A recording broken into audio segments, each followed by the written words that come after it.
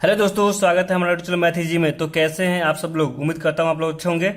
तो चलिए, last class में हमने चैप्टर नंबर 12 जो था अपना वृत्तों का क्षेत्रफल निकालना था, ठीक है ना। तो वृत्तों से संबंधित जो क्षेत्रफल था उसका हमने थ्योरी क्लास को पूरा किया था, ठीक है ना। जिसमें मैंने आपको बताया था कि वृत्त का क्षेत्रफल क्या होता है, वृत्त की परिधि क्या होती है, इसके अलावा जो सेक्टर और सेगमेंट होता है, मतलब कि त्रिज्यीय खंड और वृत्त खंड में क्या अंतर होता है, ये बताए थे हमने। और इसके अलावा उससे जो वृत्त खंड का और त्रिज्यीय खंड निकालने का फॉर्मूला देखा था हमने, ठीक ना। तो चलिए अब मैथ के उसी लेक्चर को आगे बढ़ाते हुए हम प्रश्नावली को हल करते हैं। तो देखते हैं प्रश्नावली 12.1 में क्या दे रहा है। तो पहला प्रश्न बोल रहा है, पहले देख रहे ऊपर एक इंस्ट्रक्शन दिया है, क्या दिया है कि जब तक अन्यथा न कहा जाए पाई बराबर 22/7 का प्रयोग करना है, ठीक ना। तो हमको कह दिया गया है कि हमको पाई का मान 22/7 ही लेना है, ठीक ना। अगर किसी क्वेश्चन में मेंशन कर दिया ब्रैकेट में आगे लिखकर कि पाई का मान 3.14 लेना है, तो वहां पर 3.14 लेंगे, ठीक है ना। तो इसका आप विशेष ध्यान रखिएगा, ठीक है। चलिए, पहला प्रश्न क्या बोल रहा है कि दो वृत्तों की त्रिज्याएं क्रमशः 19 सेंटीमीटर और 9 सेंटीमीटर है। उस वृत्त की त्रिज्या ज्ञात करना है जिसकी परिधि इन दोनों वृत्तों की परिधि के योग के बराबर है। तो कहने का मतलब कि हमारे पास दो वृत्त है, एक का त्रिज्या 19 सेंटीमीटर है, एक का 9 सेंटीमीटर है। तो अगर कोई वृत्त है तो उसका परिधि होगा, परिधि मतलब सर्कमफेरेंस जो होता है, आउटर जो दूरी होती है उसकी, ओ होगा, ठीक ना।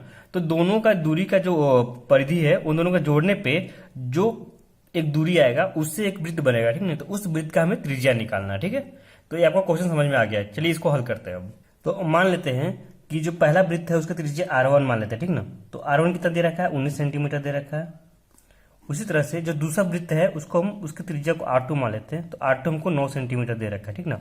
और हमको R3 निकालना है, ठीक ना। R3 हमको निकालना है। R3 क्या है? दोनों वृत्तों के परिधियों का योग से जो वृत्त बनेगा उसका निकालना है, ठीक ना। तो अगर हमको R1 पता है और R2 पता है, ठीक ना, तो इसका R1 वृत्त के लिए परिधि क्या होगा? तो परिधि हो जाएगा 2πr हो जाएगा, 2πr1 कितना हो जाएगा आपका? 2πr1 19, ठीक है। यानी कि आपका हो जाएगा 19 दूनी 38 पाई हो जाएगा, ठीक है। उसी तरह से दूसरे वृत्त के लिए परिधि कितना हो जाएगा? 2πr2, 2πr2 वो हो जाएगा 2π इंटू R2, 9 दे रखा है, ठीक है। तो यहाँ से कितना आएगा? 9 दूनी 18, 18 पाई आ गया, ठीक है। तो तीसरे वृत्त का परिधि क्या हो जाएगा आपका? जो तीसरा वृत्त है उसका परिधि हो जाएगा 2πr3, ठीक है ना। तो जो 2πr3 है यह किसके बराबर है? जो जो जो दो वृत्त है उनके परिधि के योग के बराबर है, ऐसा क्वेश्चन में दिया गया है, ठीक ना। तो इन दोनों का योग करते हैं, यानी कि 2πr1 जो 2πr2 के बराबर है, ठीक ना। तो 2πr3 हमें R3 निकालना है। तो क्या हो जाएगा? ये 2π दोनों में से कॉमन ले लिया, ठीक है ना। या फिर डायरेक्टली इसका मान रख दे यहाँ पे। 2πr1 कितना आया? 2πr1 38 पाई आ गया, ठीक ना। तो आपका ये 38 पाई हो गया यहाँ पे, ठीक है ना। 38 पाई हो गया प्लस 2πr2 का मान मैंने निकाल लिया यहाँ पे, 18 पाई हो गया, 18 पाई, ठीक है। तो यहाँ कितना हो जाएगा आपका ये? तो 2πr3 बराबर 38 और 18, 8 8 16, 3 1 4 1 5, 56 पाई हो गया, ठीक है ना। यहाँ पाई से पाई कट गया और ये 28 दूनी 56 आ गया, ठीक है ना। तो यहाँ से R3 का जो मान आ गया वो 28 आ गया, ठीक है। तो इस तरह से आपका ये R3 जो आएगा वो 28 सेंटीमीटर आपका आंसर आ गया, ठीक है ना। कुछ नहीं करना था। देखो, अगर इसका परिधि क्या मान लेते, 2πr3 मान लिया मैंने, ठीक है ना। और बाकी जो है वो 2πr1 और 2πr2 लिया। 2π तो दोनों में से कैंसिल हो जाएगा, ठीक ना। तो क्या बचेगा आपका? R3 equal to R1 plus R2 बचेगा, ठीक ना। तो करना कुछ नहीं था, बस दोनों त्रिज्याओं को जोड़ने से ही हमको बड़ी त्रिज्या का मतलब कि बड़ी वृत्त की त्रिज्या हमको मिल जाती है, ठीक है ना। तो आपका पहला प्रश्न पूरा हुआ, ठीक है। आप इसको ऐसे भी कर सकते हैं कि यही परिधि पूछा हो तो उसके लिए क्या कर देंगे अपन? त्रिज्या निकालने के लिए क्या कर देंगे? R3 जो हो जाएगा आपका क्या हो जाएगा? डायरेक्टली R1 प्लस R2 हो जाएगा, ठीक ना। इस तरह से आपको एक याद भी कर सकते हैं और एक तरह से ट्रिक के तौर पर इसको याद रख सकते हैं, ठीक है ना। तो चलिए देख सकते हैं अब। देखिए दूसरे में क्या बोल रहा है कि दो वृत्तों की त्रिज्याएं 8 सेंटीमीटर और 6 सेंटीमीटर दिया गया, ठीक ना। उस वृत्त का त्रिज्या निकालना है जिसका क्षेत्रफल जो है इन दोनों वृत्तों के क्षेत्रफल के योग के बराबर है। तो ये देखो सेम पहले जैसे क्वेश्चन है, इसमें परिधि को जोड़ा था, यहाँ पे वृत्त के क्षेत्रफल को जोड़ रहा है। तो कुछ नहीं करेंगे, इस दोनों वृत्त है जो 8 सेंटीमीटर त्रिज्या और 6 सेंटीमीटर त्रिज्या वाला जो वृत्त है उनका क्षेत्रफल निकाल कर दोनों को जोड़ देंगे और उसको हम उसके हिसाब से जो बड़ा वाला क्षेत्रफल आएगा उसका त्रिज्या हमें निकाल लेंगे, ठीक है ना। तो देखिए इसको कैसे करेंगे। इसमें भी मैंने पहले वृत्त को मैंने R1 मान लिया 8 सेंटीमीटर, ठीक है। दूसरे वृत्त को R2 मैंने मान लिया, कितना है? 6 सेंटीमीटर हो गया, ठीक है। और हमको R3 निकालना है, ठीक है। R3 बराबर वाट। तो अब देखो वृत्त का क्षेत्रफल क्या होता है? πr² होता है, ठीक ना। तो देखो मैं इसको डायरेक्ट करता हूँ, देखो कैसे करेंगे। πr3 का वर्ग, ठीक है। यानी कि जो बड़ा वाला वृत्त है उसका क्षेत्रफल शेष दो वृत्त जो है उनका क्षेत्रफल के वर्गों के योग के, मतलब कि वर्ग क्षेत्र शेष दो वृत्त है उनका क्षेत्रफल के योग के बराबर, ठीक ना। तो यहाँ से क्या हो जाएगा, पाई r1 स्क्वायर जोड़ पाई r2 स्क्वायर हो जाएगा। पाई तो पाई कॉमन लिया मैंने, यहाँ से पाई कॉमन ले लिया, तो क्या आएगा यहाँ से r1 स्क्वायर जोड़ r2 square equal to pi r3 का स्क्वायर, पाई से पाई कट गया, ठीक ना। तो यहाँ से आपका क्या आ जाएगा, यहाँ से आपका आएगा r3 का वर्ग जो आएगा वो आएगा r1 का वर्ग जोड़ r2 का वर्ग। अब हमको r3 निकालना है तो r1 का वर्ग करना है, तो 8 का वर्ग और r2 का वर्ग यानी 6 का वर्ग, ठीक है। 8 टाइम 64, 6 का 36, जोड़िएगा तो कितना आएगा, ये 100 आएगा। तो यहाँ से आपका r3 क्या आएगा, प्लस माइनस अंडर रूट में 100 आएगा, ठीक है ना। यानी कि प्लस माइनस 100 का वर्गमूल 10 आता है। तो यहाँ से अब हम फाइनली क्या लेंगे, r3 का जो मान लेंगे वो प्लस का 10 लेंगे, 10 सेंटीमीटर, ठीक है। क्यों, क्योंकि त्रिज्या जो है दूरी होता है, दूरी कभी नेगेटिव नहीं होता है, ठीक है ना। तो यहाँ पे क्षेत्रफल का जब योग किया था तो अपना r3 क्या आया गया, अपना r3 जो आया गया वो आ गया आपका अंडर रूट में r1 स्क्वायर जोड़ r2 स्क्वायर आ गया, ठीक है ना। तो इस तरह से आपका ये फॉर्मूला ही बनते जा रहा है, बट मैं आपको सजेस्ट नहीं करूँगा कि आप फॉर्मूला को याद कीजिए, आप कॉन्सेप्ट को पकड़िए, कॉन्सेप्ट क्या है और कैसे उसको हल कर रहे हैं, ठीक है। तो आपका दूसरा भी पूरा हो गया, ठीक है। चलिए तीसरे में क्या बोल रहा है कि आकृति 12.3 ये अपना फिगर दे रखा है, एक तीरंदाजी लक्ष्य को दर्शाती है। वो जो होता है ना जिसमें आप उन एरो से मारते हैं इस पे, वो वाला एक लक्ष्य है, ठीक है ना। तो जिसमें केंद्र से बाहर की ओर 5 क्षेत्र गोल्ड, रेड, ब्लू, ब्लैक और व्हाइट ये सब आपका एरिया दिया है, क्षेत्र दिया है, ठीक ना। जिनसे अंक अर्जित किए जा सकते हैं ना। गोल्ड अंक वाले क्षेत्र का जो व्यास है वो 21 सेंटीमीटर दिया गया, यानी कि ये जो गोल्ड वाला है इसका व्यास दे रखा है 21 सेंटीमीटर, तथा प्रत्येक पट्टी जो है वो 10.5 सेंटीमीटर चौड़ी है। तो कहने का मतलब कि ये जो है वो 10.5 सेंटीमीटर है, ये भी है 10.5 सेंटीमीटर चौड़ी है। तो अंक प्राप्त करने वाले इन पांचों क्षेत्रों में से प्रत्येक का क्षेत्रफल निकालना है, ठीक है ना। तो देखिए सबसे पहले ये जो गोल्ड वाला एरिया है इसका त्रिज्या हम निकालते हैं, उसका त्रिज्या मैंने मान लिया r1, ठीक है। आपको फिगर में दिखाई दे रहा होगा r1, मैं बोल देता हूँ, ठीक है ना, थोड़ा सा डार्क फिगर है यहाँ पे। उस तरह से रेड वाले के लिए क्या हो जाएगा, r2 हो जाएगा, ठीक है, और ब्लू वाले के लिए r3, ठीक है, और ऐसे आगे बढ़ेंगे तो r4 और r5 आएगा। चलिए दोस्तों, तो फिगर को मैंने बड़ा कर लिया, ठीक ना। तो आपका जो पहला पट्टी है वो गोल्ड का है तो जी से नाम दे दिया, दूसरा पट्टी रेड का है तो r दे दिया, उसका अगला पट्टी आपका ब्लू का है तो b नाम दे दिया, ठीक ना। फिर अगला पट्टी ब्लैक का है तो BLK कर देता हूँ उसको मैं, और लास्ट वाली पट्टी व्हाइट के तो W कर दिया, ठीक ना। तो इस तरह से पट्टी दे रखा है। अब हमको जो प्रश्न में है ऑलरेडी ये जो गोल्ड वाला है ना, गोल्ड वाला उसका हमको व्यास दे रखा है, ठीक ना। तो व्यास दे रखा है तो वहां से हम r1 कैसे निकालेंगे, तो r1 क्या होगा, व्यास का आधा d/2 यानी d1/2 हो जाएगा, ठीक ना। तो व्यास दिया है 21 सेंटीमीटर बटा 2, यानी कि कितना आ जाएगा आपका, तो आपका ये आ जाएगा 10.5 सेंटीमीटर आ जाएगा, ठीक है ना। तो इस तरह से हमने r1 निकाल लिया, गोल्ड वाले वृत्त का त्रिज्या निकाल लिया, ठीक ना। इसके अलावा देखो ये अपना r2 है, r3, r4, r5 वाला है व्हाइट वाली पट्टी का त्रिज्या है, ठीक ना। तो देखिए इसको कैसे निकालेंगे अब प्रश्न में देखिए, तो प्रश्न बोल रहा है कि जो प्रत्येक पट्टी है वो 10.5 सेंटीमीटर चौड़ी है, ठीक ना। यानी कि हमको ये दूरी सबका दे रखा है, कितना कितना, ये हमको दे रखा है 10.5 सेंटीमीटर, ठीक ना। 10.5 दिया है सबका। तो अब देखिए हमने r1 निकाल दिया है, तो r1 में 10.5 जोड़ दूंगा मैं तो r2 निकल जाएगा, फिर r2 में 10.5 जोड़ूंगा तो r3 निकलेगा, और r3 में 10.5 जोड़ दूंगा तो r4 निकल जाएगा, और r4 में 10.5 ये पट्टी वाला जो हिस्सा है वो जोड़ दूंगा तो r5 निकल जाएगा।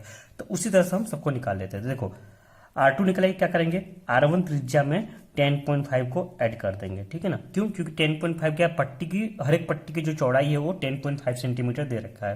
तो r1 हमको पता है 10.5 ऑलरेडी पता है, इसमें 10.5 ऐड करते हैं, ठीक है। कितना हो जाएगा ये 10 10 20 20 और 1 21 हो जाएगा, ठीक ना। तो आपका 21 सेंटीमीटर आपका r2 आ गया, ठीक है। अब देखिए r3 क्या करेंगे, r3 जो है आपका ब्लैक वाले ब्लू वाले वृत्त का है, ठीक है ना। तो इसका r3 क्या हो जाएगा आपका, r3 के लिए r2 में हम 10.5 को ऐड कर देंगे, ठीक है। तो r2 अपने को पता है 21, इसमें 10.5 ऐड करते हैं तो आपका यह आ जाएगा कितना, 31.5 सेंटीमीटर, ठीक है। अब चौथे वृत्त को देखते हैं। तो चौथे वृत्त में क्या करेंगे, चौथे वृत्त की त्रिज्या के लिए r4 निकालना है। तो r4 में हम क्या करेंगे, r3 जो है उसमें 10.5 को ऐड करेंगे तो अपना r4 मिल जाएगा, ठीक ना। तो R3 में हम 10.5 को ऐड कर रहे हैं। तो R3 हमने निकाला है 31.5, इसमें ऐड करते हैं 10.5, तो कितना आएगा आपका? आएगा 31, 10, 41 और 1 42 हो जाएगा आपका। 0.5 एक हो जाएगा, तो 42 सेंटीमीटर आपका हो जाएगा, ठीक ना। अब देखिए, अब एक आखिरी निकाले थे R5, तो R5 के लिए क्या करना पड़ेगा? R4 में हमको 10.5 ऐड करना पड़ेगा, तो 10.5 मैंने ऐड कर दिया। तो R4 कितना है? 42, इसमें 10.5 ऐड करते हैं तो कितना आएगा आपका? 52.5 सेंटीमीटर आपका आगे त्रिज्या, ठीक है ना। अब देखिए, हमको निकालना है प्रत्येक रीजन का क्षेत्रफल निकालना है। प्रत्येक जो अपना रीजन है आपका, उसका हमको क्षेत्रफल निकालना है, ठीक है ना। तो अभी देखो, एक गोल्ड के लिए तो आसान है, ये वृत्त है R1 है, उसका पाई R स्क्वायर हो जाएगा, पाई R1 स्क्वायर हो जाएगा आपका, ठीक ना। अगर हम अगला बढ़े रेड के लिए, तो रेड के लिए क्या करना पड़ेगा अपने को? रेड का त्रिज्या निकालना। रेड का त्रिज्या R2 है, R2 में से इस पूरे वृत्त के क्षेत्रफल में से, रेड वाले में से इस गोल्ड वाले को घटाना पड़ेगा, तब जाकर अपने को ये वाले पट्टे का क्षेत्रफल निकलेगा, ठीक ना। उसी तरह से बारी बारी से सबका निकालेंगे, ठीक है। तो पहला आपका हो जाएगा गोल्ड क्षेत्र का क्षेत्रफल, ठीक ना। तो गोल्ड क्षेत्र का क्षेत्रफल हो जाएगा, ठीक है। आपका वो कितना आएगा? पाई R1 स्क्वायर, ठीक है। तो हमको पाई का मान क्या यूज करना है? 22/7 यूज करेंगे यहाँ पे, ठीक है ना। हमको कुछ दिया नहीं है, ठीक है। तो 22/7 इंटू R1 स्क्वायर, ठीक है। तो R1 कितना है? R1 हमने निकाला 10.5, तो 10.5 है, उसको हम लिखते हैं 21/2 लिखता हूँ मैं, ठीक है। 21/2 ऐसा इसलिए लिख रहा हूँ ताकि कट जाएगा। देखो 7 3 21 और ये 2 से 11, तो 11 3 33 सेंटीमीटर स्क्वायर आपका आंसर आ गया, ठीक है। सॉरी, इसका वर्क भी तो करना पड़ेगा पहले, तो इसका वर्क करते हैं पहले। तो यहाँ पे कितना आ जाएगा आपका? ये 33 नहीं आएगा यहाँ पे। अब देखिए, इसको हल करते हैं पूरी तरह से। तो 22/7 हो गया आपका, इंटू यहाँ कितना? 21/2 है, यानी कि 10.5 का वर्क कर लो यहाँ पे। ये थोड़ा कॉम्प्लेक्स हो गया, ठीक है ना। इसको आपको हल करना ही पड़ेगा। इसको आप कैलकुलेटर से कर लीजिएगा, चाहे इसको इसको हल करते हैं यहाँ पे। तो जब इसको सॉल्व कीजिएगा तो आपका आएगा 346.5 सेंटीमीटर स्क्वायर आएगा, ठीक ना। मुझे लगा कि आसानी से कट जाएगा, इसलिए मैंने 21/2 रख लिया था यहाँ पे। बट आपको थोड़ा ध्यान दीजिएगा, यहाँ पे पाई R1 स्क्वायर है, ठीक ना। तो वर्क करना जरूरी है यहाँ पे, ठीक है ना। तो जब वर्क कीजिएगा तो आपका क्षेत्रफल आ जाएगा 346.5 सेंटीमीटर आपका आ जाएगा, ठीक ना। अब देखिए, हमको आपका गोल्ड हो गया, गोल्ड रीजन का क्षेत्रफल आ गया, ठीक ना। अब हमको निकलना है रेड का क्षेत्रफल। तो रेड का क्षेत्रफल के लिए क्या करेंगे हम? तो रेड RED, रेड क्षेत्र का क्षेत्रफल, ठीक है। तो देखो, रेड का क्षेत्रफल निकालना है, तो क्या करेंगे हम? जो पाई R2 जो अपना वृत्त है, R2 वाला जो वृत्त है, उसमें से R1 वाले वृत्त को घटा देंगे, यानी कि जो दूसरा सर्किल है पाई R2 स्क्वायर, उसमें से हम पाई R1 स्क्वायर को घटा देंगे, ठीक ना। तो अब देखिए कैसे करेंगे यहाँ पे। पाई R2 स्क्वायर, R2 कितना निकाला था हमने? R2 हमने 21 सेंटीमीटर निकाला था, ठीक ना।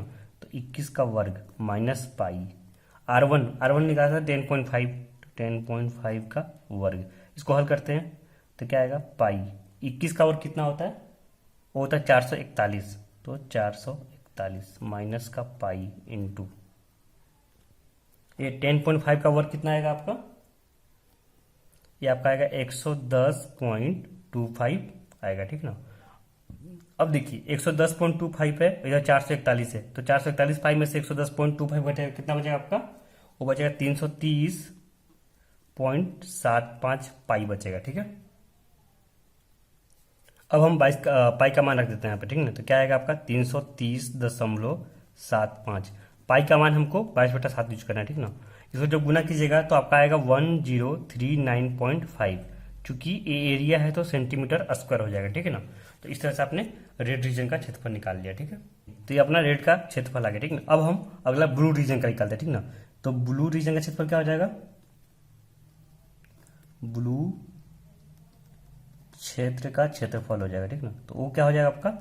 देखिए, ब्लू रीजन के लिए क्या त्रिज्या? पाई R3 है, तो पाई R3 का स्क्वायर में से घटा देंगे किसका? R2 वाले को घटा देंगे, ठीक ना।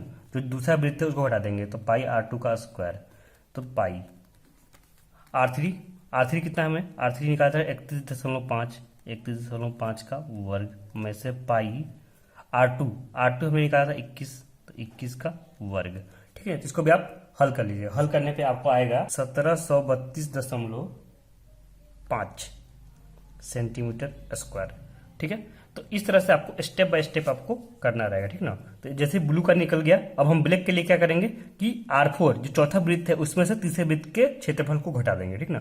वैसे ही व्हाइट के लिए यानी कि पांचवा जो रीजन है उसके पांचों के लिए क्या करेंगे कि बड़े वाले वृत्त के क्षेत्रफल में से इस चौथे वाले जो वृत्त है उसका क्षेत्रफल घटा देंगे, यानी कि ब्लैक वाले तक का जो है पूरा क्षेत्रफल इस चौथा वृत्त है उसको घटा देंगे, ठीक ना।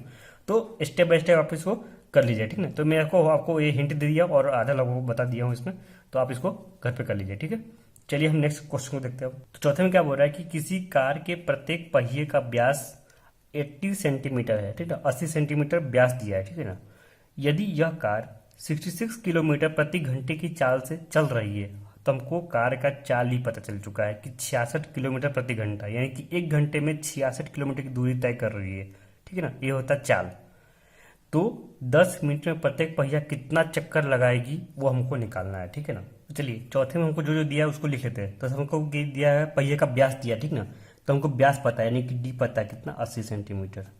तो यहाँ से हम त्रिज्या निकाल सकते हैं, क्या हो जाएगा, डी इक्वल टू 2r होता है, तो 2r बराबर 80, तो r बराबर कितना हो जाएगा आपका 40 सेंटीमीटर आपका त्रिज्या आ गया, ठीक है।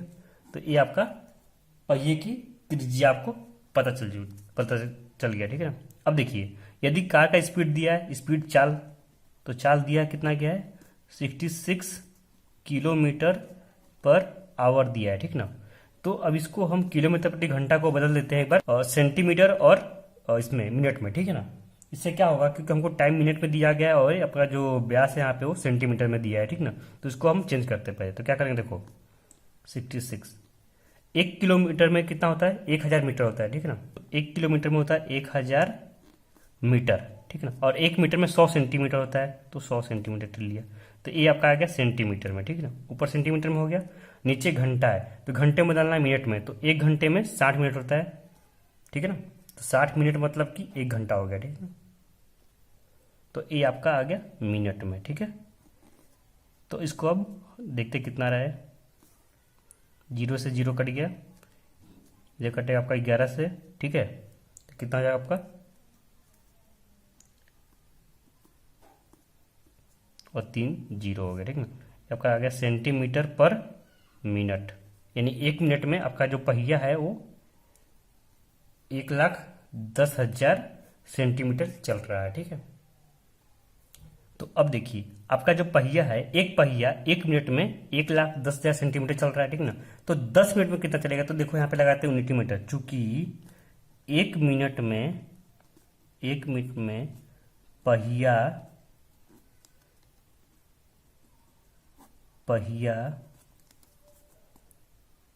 1,10,000 सेंटीमीटर चल रहा है, ठीक है ना। तो 10 मिनट में कितना चलेगा, तो इसलिए 10 मिनट के लिए क्या करेंगे, 10 से गुना कर देंगे, ठीक ना। 10 मिनट आपका हो जाएगा 1,10,000 इंटू 10। तो यहाँ पे आपका क्या हो गया 1 1 0 और 4 0, ठीक है। तो ये आपका हो जाएगा 11 लाख सेंटीमीटर। आपका टोटल दूरी आपको पता चल चुकी है, ठीक ना, कि जो पहिया है 10 मिनट में 11 लाख सेंटीमीटर तक चलेगा, तो हमको दूरी पता चल चुका है, ठीक है। अब देखो हमको लगाना है कि प्रत्येक पहिया कितना चक्कर लगाएगी, ठीक ना। तो जो ये आपका जो टोटल दूरी है, अगर एक पहिए को देखें हम, तो पहिए का जो सरकमफेरेंस होता है, परिधि, पहिए का ये जो सरकमफेरेंस है वो क्या होता है, परिधि। ये वृत्त है तो वृत्त का परिधि क्या होता है, 2πr होता है। यानी कि अगर पहिया अगर मान लो यहाँ से है शुरू करता है, तो यहाँ से यहाँ तक आगे जाने में, यहाँ तक वापस आने में 1 चक्कर लगाता है, तो 2πr दूरी लेता है। कितना लेता है, 2πr दूरी लेता है, ठीक है ना। तो अगर हम एक पहिए का 1 चक्कर में 2πr दूरी लेता है, यानी कि कितना हो गया 2πr का मान कितना है 40 दिया है, तो 40 ले लिया, तो कितना हो गया आपका 80 पाई। ये आपका हो गया सेंटीमीटर में, ठीक है ना। तो 80 पाई सेंटीमीटर आपका एक पहिया इतना दूरी कवर करती है, ठीक ना। हमको कवर कितना करना है, टोटल इतना कवर करना है, 11 लाख सेंटीमीटर कवर करना है, ठीक है ना।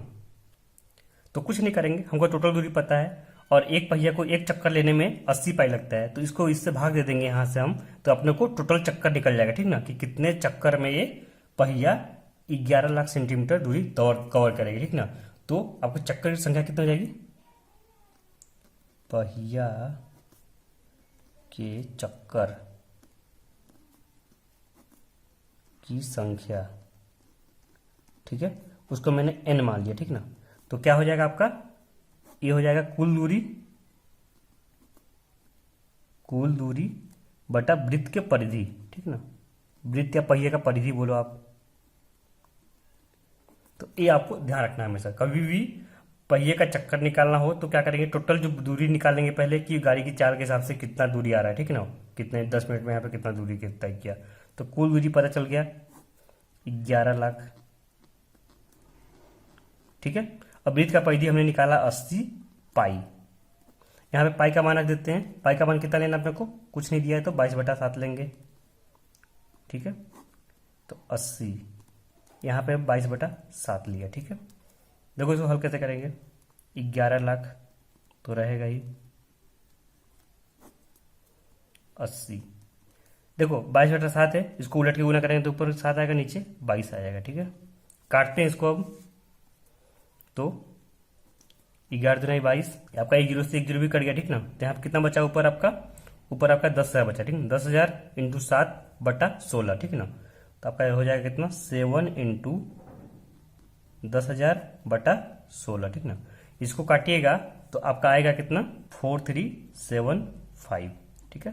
तो इतना चक्कर लगाएगा तब जाके आपका जो पहिया है वो 11 लाख सेंटीमीटर की दूरी कवर करेगा, ठीक है। तो इस तरह से दोस्तों हमारा चौथा प्रश्न ही पूरा हुआ। काफी अच्छा क्वेश्चन था, ये इंपॉर्टेंट है, आप इसको इंपॉर्टेंट मार्क कर लीजिए, ठीक है। चलिए हम नेक्स्ट क्वेश्चन की ओर बढ़ते हैं। तो हमारा जो पांचवा क्वेश्चन है, आपका चौथा पूरा हो गया। पांचवें बोल रहा है कि निम्नलिखित में से सही उत्तर चुनिए तथा अपने उत्तर का औचित्य दीजिए। वृत्त का परिमाप और क्षेत्रफल संख्यात्मक रूप से बराबर हो तो उसकी त्रिज्या है। तो ये देखिए, इसमें हमको वृत्त का परिमाप यानी कि परिधि, परिमाप मतलब आपका यहाँ पे परिधि हो जाएगा, ठीक ना। और क्षेत्र दे दिया गया है कि परिमाप क्या होता है वृत्त का 2πr होता है, ठीक है। किसी वृत्त की त्रिज्या r हो तो उसका परिमाप या परिधि हो जाएगा 2πr, और उसका क्षेत्रफल क्या होता है πr²। तो ये आपका दोनों बराबर है, परिमाप और परिधि बराबर है, ठीक ना, एज पर क्वेश्चन, ठीक है ना, संख्यात्मक रूप से बराबर है, तो उसकी त्रिज्या निकालना है। तो इसको हल कर लेते हैं। तो पाई से पाई कैंसिल हो गया, ठीक ना, एक r से r भी चला गया आपका, तो क्या बचा आपका r = 2, ठीक है। तो आपका r का मान आएगा 2 मात्रक, ठीक है। तो यहाँ पे आपका ये आंसर हो जाएगा, ठीक है। तो ये बहुत आसान क्वेश्चन था। चलिए, तो दोस्तों हम यहाँ पे 12.1 को प्रश्नावली 12.1 को पूरा कर दिए यहाँ पे, ठीक है ना। फिर भी अगर आपको कोई क्वेश्चन में अगर डाउट हो आपको, या इससे पहले जितने भी लेक्चर्स मैंने करवाए हैं उसमें कोई डाउट हो तो आप मुझे टेलीग्राम चैनल पे पूछ सकते हैं, ठीक है। चलिए मिलते हैं नेक्स्ट लेक्चर में। Okay, thank you.